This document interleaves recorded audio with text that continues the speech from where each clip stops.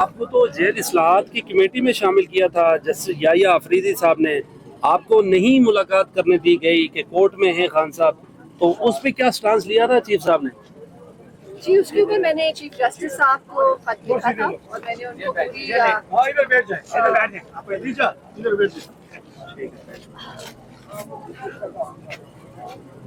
उसके ऊपर मैंने चीफ जस्टिस साहब को थोड़ा सा गर्मी बहुत ज़्यादा उसके ऊपर मैंने चीफ जस्टिस साहब को खत लिखा था और उसमें मैंने उनको पूरी सिचुएशन बताई थी कि हम अंदर गए थे, हमारे पास इजाज़त थी कि हमने हर कैदी से मिलना है जिसके अंदर इमरान खान साहब भी इंक्लूडेड थे। और जब मैंने पूछा कि अब हमें इमरान खान साहब से मिलाया जाए तो उन्होंने साफ इनकार कर दिया कि उधर आप लोग नहीं जा सकते। तो ये सारी सिचुएशन जब उनसे मैंने कहा कि हम चीफ जस्टिस साहब के मैंडेट के साथ आए हैं, उन्होंने हमें भेजा है और हमने उनके रहने सहने का देखना है, सारे कैदियों की तरह उनका भी हमने देखना है कि उनके बुनियादी हकूक जो है वो पूरे हो रहे हैं या नहीं हो रहे हैं। तो उन्होंने उसके ऊपर ये कहा कि खान साहब जो हैं वो हमारी जुरिस्डिक्शन में नहीं है, वो एक कर्नल साहब होते हैं, वो उनके मैनेज करते हैं उनकी लिविंग सिचुएशन, तो उनकी इजाज़त के बगैर आप लोग उधर नहीं जा सकते। किसने कहा कि कर्नल साहब की जेल के अंदर उस वक्त जो जेल की इंतजामिया थी उन्होंने ये बताया कि वो कर्नल साहब देखते हैं तो आप लोग अंदर नहीं जा सकते।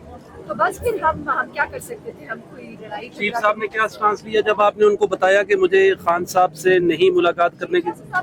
उसके बाद वो एक दो बार हम लोगों के मैंने दोबारा ये इशू उठाया कि हम दोबारा विजिट करने जाते हैं, लेकिन कमेटी के अंदर क्योंकि सिर्फ मैं अकेली नहीं हूँ, काफ़ी लोग हैं और उन सारों की मौजूदगी होना ज़रूरी होती है। वो कमेटी इस तरह से डिज़ाइन है कि मैं अकेली नहीं जा सकती, मैंने भी जाना होता है, बाकी दो रुकन जो है उन्होंने भी जाना होता है, तो फिर किसी ना किसी की अवेलेबिलिटी नहीं रहती थी।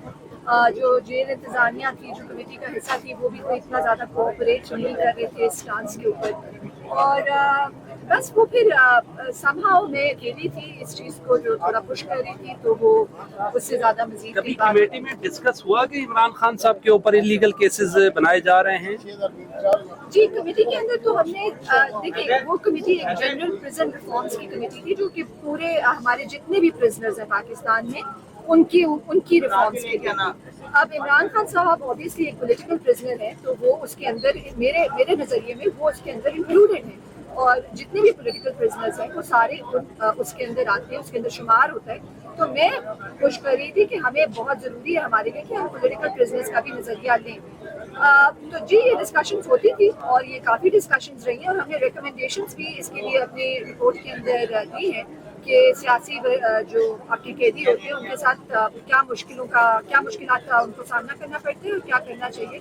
अभी वो हमने रिपोर्ट कंपाइल की है, अभी वो डिफरेंट प्रोसेसेस के अंदर है। चीफ जस्टिस साहब का क्या स्टांस होता है खास तौर पर इमरान खान के हवाले से?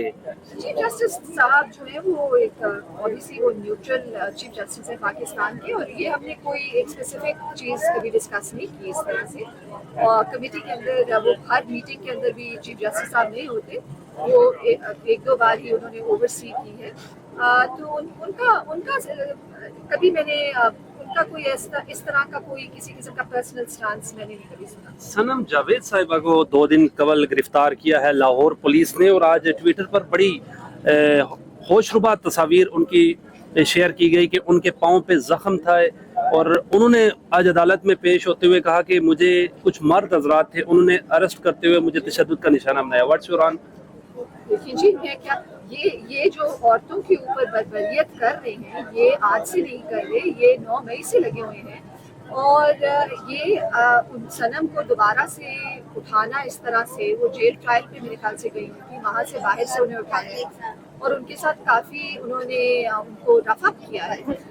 ये तो किसी तरह से भी इस चीज़ की कोई जवाब नहीं बनता, ये कम्प्लीटली कानून की खिलाफ वर्जी है। मेरे ख्याल से उनके पास कल से उन्होंने अपनी उन्होंने बेल शेल भी अपनी करवाई हुई थी, तो ये तो बिल्कुल कानून।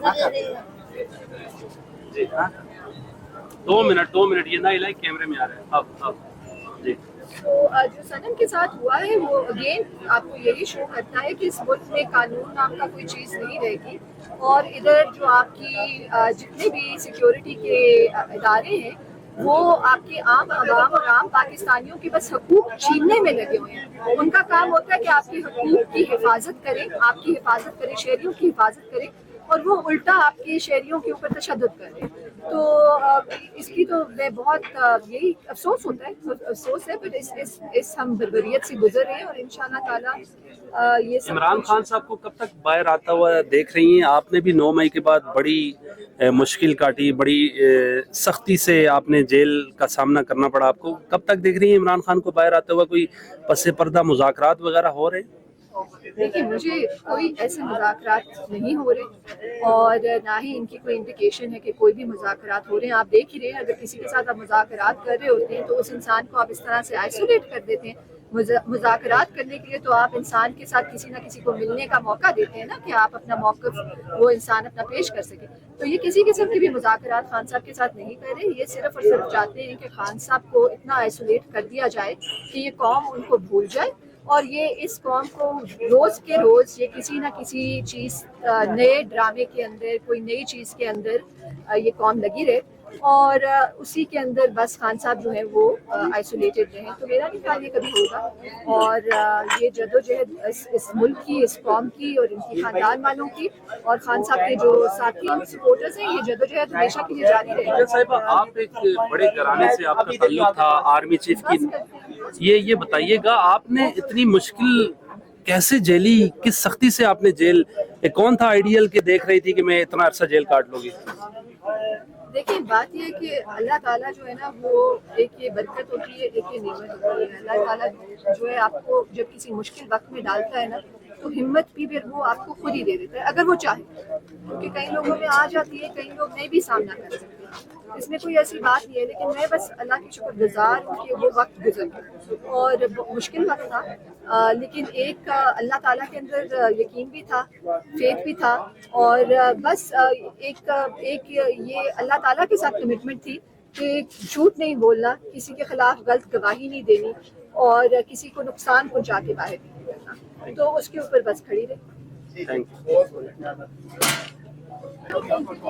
خدیجہ صاحبہ بتائیے گا، آگے نہیں جانے دیا جا رہا، کیا واٹس نیکسٹ، کیا لاحمل ہے آپ لوگوں کا؟ کب تک یہاں پر بیٹھے رہیں گے؟ بس ابھی ہم بیٹھے رہیں گے جب تک کہ وقت ہے. کورٹ کے آرڈرز ہمارے پاس تھے، کورٹ نے آرڈر کیا تھا کہ ان کی بہنیں آج اندر جائیں گی اور ملیں گی، اور ملاقات نہیں ہوئی. تو اب ہمارا جب تک وقت ہے ہم ادھر ویٹ کریں گے، اور اس کے بعد پھر ہم کل عدالت میں جائیں گے. تو کیا وجہ ہو سکتی ہے علیمہ خان صاحبہ، ان کی فیملی کو الاؤ نہیں کیا جا رہا؟ آپ پرسنلی کیا سمجھتی ہیں ان کو الاؤ نہیں کیا جا رہا ملاقات کے خان صاحب سے؟ آپ لوگ سارے ہی دیکھ رہے ہیں کہ خان صاحب کے اوپر انہوں نے ان کو آئسولیٹ کیا. یہ بیسکلی چاہتے ہیں کہ خان صاحب بالکل آئسولیٹ ہو جائیں، ان کا کوئی پیغام باہر نہ آئے. ان کی جو ایک قوم کے ساتھ کمیونیکیشن ہوتی تھی ان کی فیملی کے تھرو، اس کمیونیکیشن کو انہوں نے ختم کرنے کی کوشش کی ہے. اور یہ سارے غیر آئینی اقدام ہیں ادھر. مطلب یہ بھی یہ شو کر رہے ہیں کہ اس ملک میں کوئی قانون کا نظام نہیں رہا، کسی جج کے آرڈر کی کوئی حیثیت نہیں ہے، کسی کورٹ کی کوئی حیثیت نہیں ہے، ہائی کورٹ کی کوئی حیثیت. اس دن چیف جسٹس یحییٰ آفریدی نے آرڈر دیا کہ خان صاحب کے جو لائر ہیں سلمان صفدر صاحب، ان کو اندر جانے دیا جائے، اور عام سے کسی اڈیالہ جیل کے کسی اہلکار نے وہ آرڈر ردی کی ٹوکری میں پھینک دیا. تو یحییٰ آفریدی صاحب نے تو آپ کو بھی بھیجا تھا، لیکن میم فریم نہیں سیٹ ہو رہا ہے. اگر آپ نہیں ہو رہا، سب کا نہیں ہے. 5 کرسی رکھ لیتے ہیں نا، یہ کرسی لے لینا پیچھے.